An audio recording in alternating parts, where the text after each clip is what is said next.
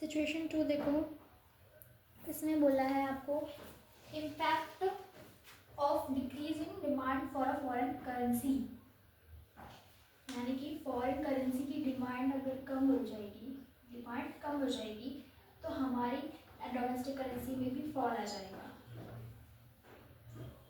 है ना, क्योंकि वहाँ की डिमांड, वहाँ की करेंसी की डिमांड में कमी होगी तो हमारी डोमेस्टिक करेंसी की भी डिमांड कम हो जाएगी, फॉल हो जाएगी।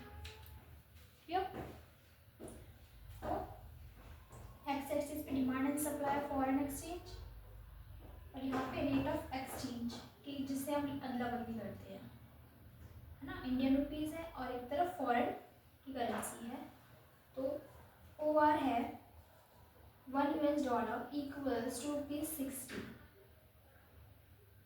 ठीक है। ओ आर यहाँ पे कितना है, 60 रुपीज़ है, लेकिन जब कमी आ जाती है डिमांड में तो हमारी डोमेस्टिक भी करेंसी भी फॉल हो जाएगी और वो शिफ्ट हो जाएगी OR1 पे,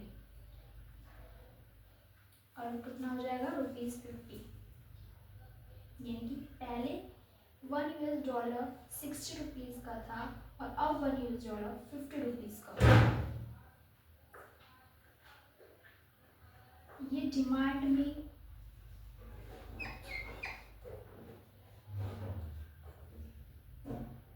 फॉल होने की वजह से होता है, ठीक है। डिमांड में कमी तो सप्लाई भी कम। ये सिचुएशन 2 था। Now move to the situation 3। अब आपका ये है सिचुएशन 3, सॉरी सिचुएशन 3। अब इसमें क्या बोला है, impact on increase in supply for the foreign currency, appreciation of domestic currency, ठीक है। अब इसमें बोले कि फॉरेन करेंसी की सप्लाई में इंक्रीजेशन और appreciation of domestic currency, but fall है अभी भी डोमेस्टिक करेंसी, ठीक है। अगर वहाँ की सप्लाई बढ़ती है तो हमारे इंडिया की करेंसी कम हो जाती है, ठीक है। हाँ, ये भी बात सच है कि अगर वहाँ की करेंसी सप्लाई भी बढ़ेगी तो हमारे डोमेस्टिक करेंसी भी फॉल हो जाएगी, क्योंकि हमारे इंडिया की करेंसी जो है उसमें भी कम हो जाएगी, ठीक है। सप्लाई से इधर की सप्लाई बढ़ेगी तो हमारी करेंसी फॉल हो जाएगी। आप डायग्राम से देख लो, OR $1 equals to ₹60 and OR1 $1 equals to ₹50, यानी कि पहले ज़्यादा था और अब कम हो जाएगा, है ना। पहले वो चीज़ ज़्यादा थी बट अब वो कम हो जाएगी।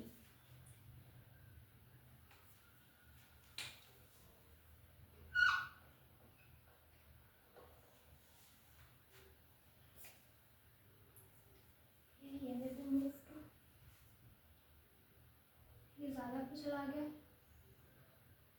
है ना, ये कम पर चला गया और ये ज़्यादा पर चला गया, तो इस तरीके से क्या होगा, एप्रिसिएशन जो होता है वो हो जाएगा, क्योंकि वहाँ की सप्लाई में बढ़ोतरी आई है तो हमारी इंडियन करेंसी फॉल है, ओके।